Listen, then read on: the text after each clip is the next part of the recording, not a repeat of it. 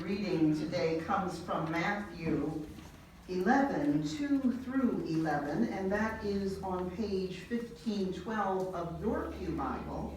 But please remember I'm using another version of the Bible, so if it doesn't go word for word, that's okay. You get the gist of it. And I just want to thank Carol once again that I am able to read the Bible.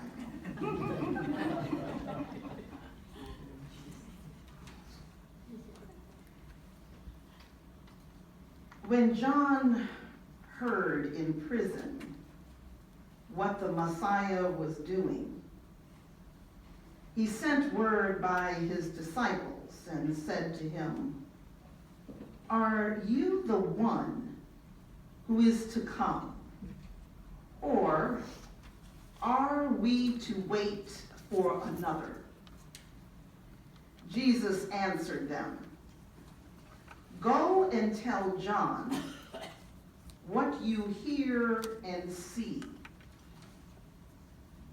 Blind receive sight, the lame walk, the lepers are cleansed, the deaf hear, the dead are raised, and the poor have good news brought to them.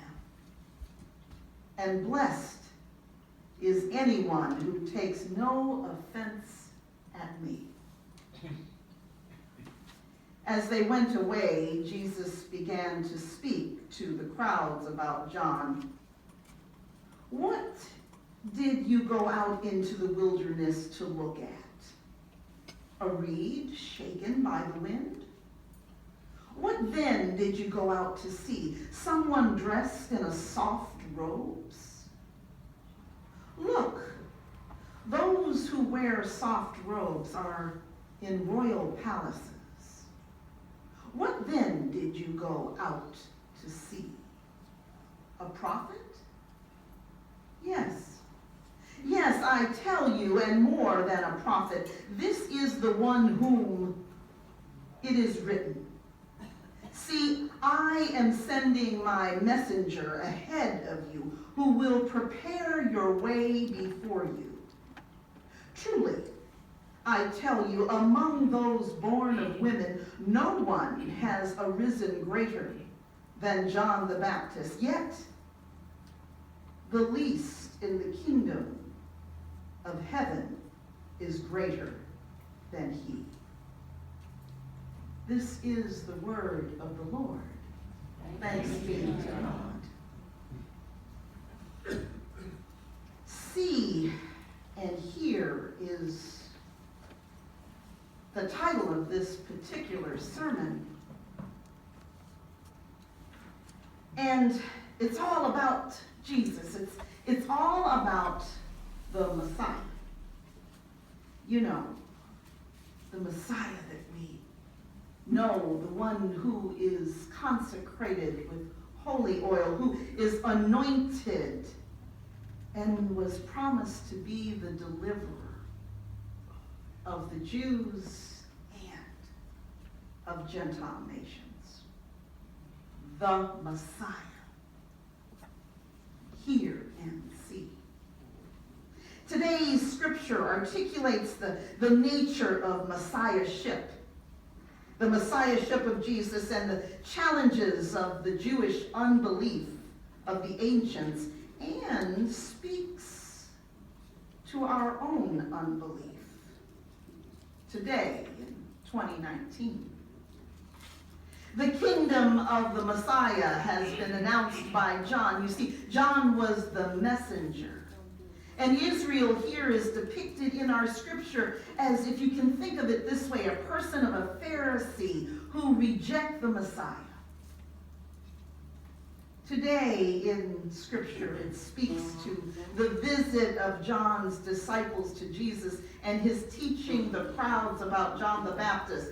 But John the Baptist was arrested by Herod, as we know, Herod Antipas, and kept in a fortress on the east side of the Dead Sea, and later was executed by Herod. John the Baptist himself stated that the Messiah was coming. John was to prepare the way, to announce the coming of the one who is greater, the one whom I do not deserve to tie his sandals, the one who stands in the gap for all of us believers, yesterday, today, and tomorrow, the one who saves, the one who allows the blind to see, the one who allows the lame to walk, the one who can make a leper clean, the one who can raise the dead and give the poor good news. And who is this one? The Messiah, the one who walked on this earth, and his ministry was mercy. I'll say it again. The one who walked on this earth, and his ministry was mercy. Jesus asked the question, can you see? Can you hear? Now, some of us took up the reading of Simon Peter this year. And in Simon Peter, you remember, and I'll just say in Scripture, of course, you remember when the folks were getting in the boat and the waves started to hit and it started to get rocky. And of course, what happens? We, as human beings, we get scared because, we're in danger. And they started to yell out, but then Jesus started to walk out onto the water. And people were surprised and aghast. So he walks out, and of course, Peter says, here, how about me? Can you help me? I'm coming to you. And Jesus says, come. And so he starts to walk on the water himself, and then what happens? He starts to sink. And then he gets scared. And then Jesus holds his hand out and saves him. And they get back into the boat. And the folks say, the disciples say, you are the Son of God. Well, you see, a lot of people talk about the miracles of this life. But when you read this about messengers, I want to talk just a minute about John the Baptist. You remember in Scripture when Mary came to John's mom, the baby leapt in her uterus. You see, some people are just plain old here to be messengers of something that God wants us to do. Now, John the Baptist was a strange messenger. You know, if you looked at him, I suppose he was nothing to look at because he wore funny clothes. He probably smelled pretty funny, and he ate beetles and things out in the wilderness. So when we see people like that, what happens? That's something negative, something weird, something that we can't get with. Well, that's what John the Baptist was, this strange, strange messenger. Now, in Bible study, we talked about a little bit about those individuals that are angels. And we talked about how scared we are sometimes when angels appear. In fact, all the time.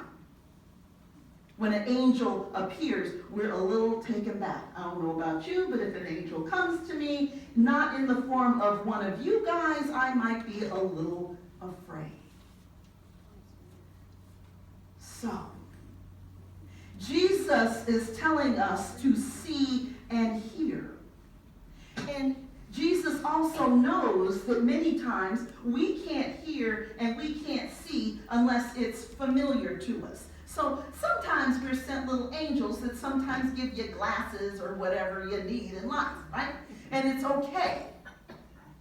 But sometimes there's an angel that scares you, or a message that scares you and you don't want to do it because it means that you're going to have to sacrifice something of yourself. And that's uncomfortable. But you see, Jesus' message is of mercy. And so when you come into the world and you have a decision to make and a message in your heart that you're supposed to do something, you have to obey. And it is hard to do.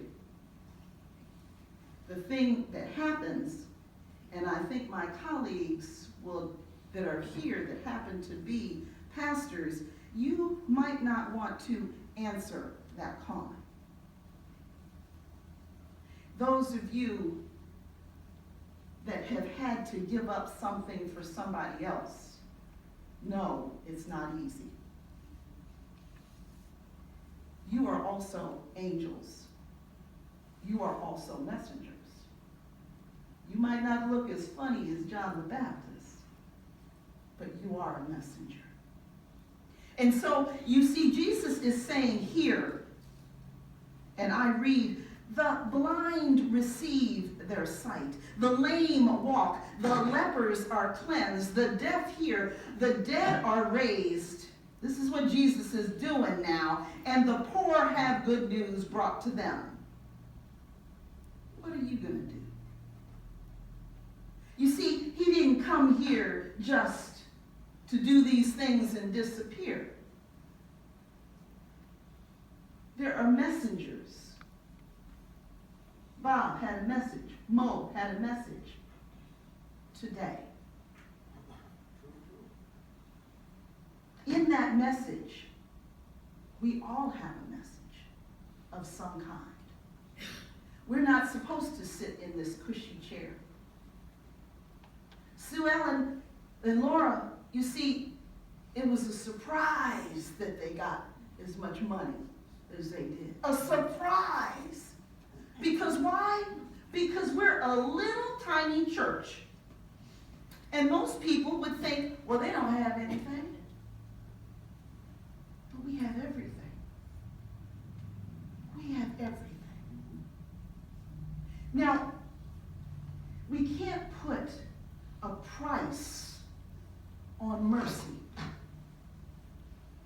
Today, and after listening to the news and all of that, there's always stuff in the world, isn't there? And there's always going to be. But your heart is still beating today. And the news is to hear and see, and not to get caught up in the plethora of stuff that's hitting you during the week, whether it's your arthritis or high blood pressure or the fact that you miss someone in your life. Don't get caught up. Don't take the yokey yoke, because Jesus in this Advent season and all seasons is telling each and every one that we are to see and hear what God has for us. In honesty, I did not want to go to seminary. I was going to be an attorney. That didn't pan out. I don't know why I didn't fill out the application. But you see, I was in a doctoral program, Dr. Frank. And then life happened.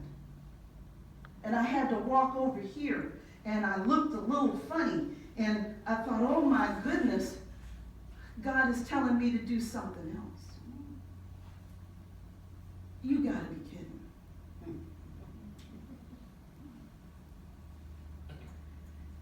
Then, in trying to hear what I'm to do, I put every excuse in front of me. I was in a doctoral program that I liked. And then this stuff happened in life and you made me change. I was angry at God. And what happened was the call got so heavy that I couldn't turn and make an excuse anymore. It was time for you to go to seminary. So I applied and said, I'll show you God.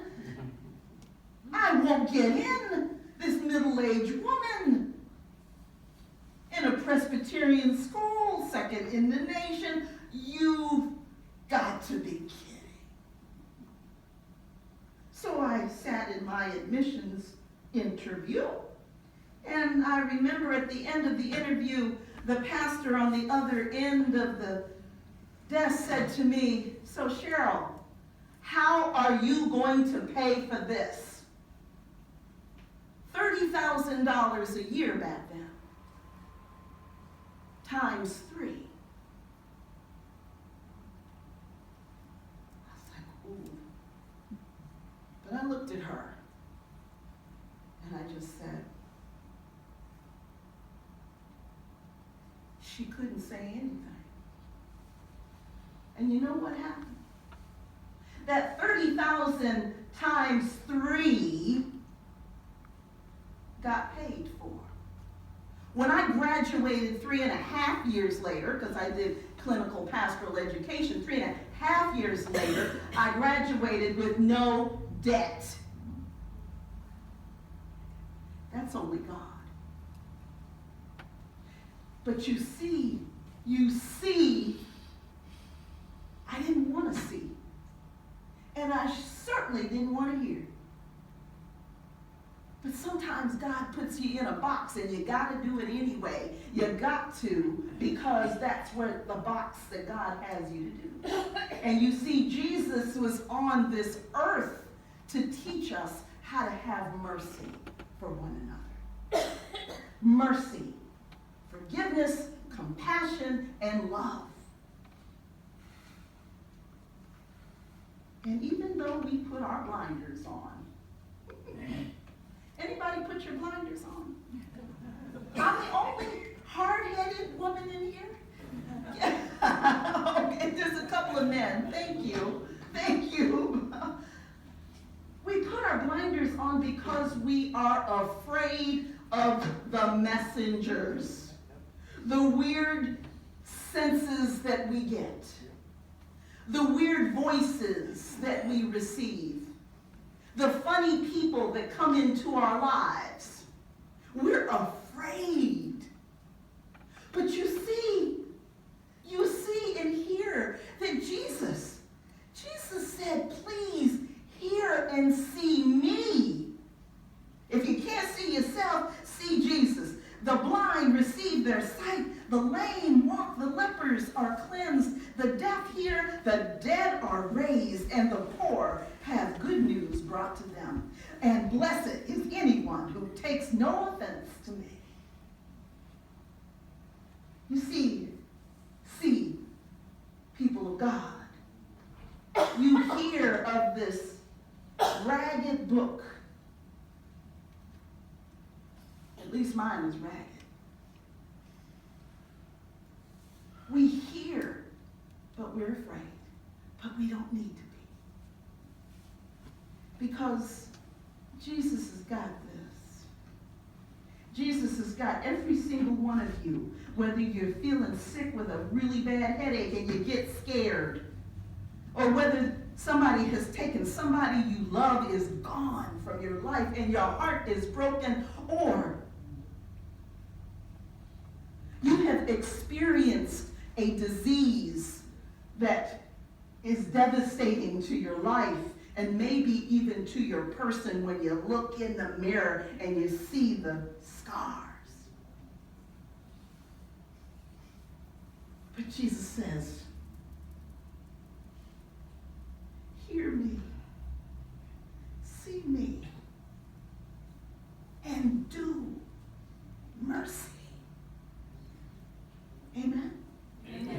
Amen?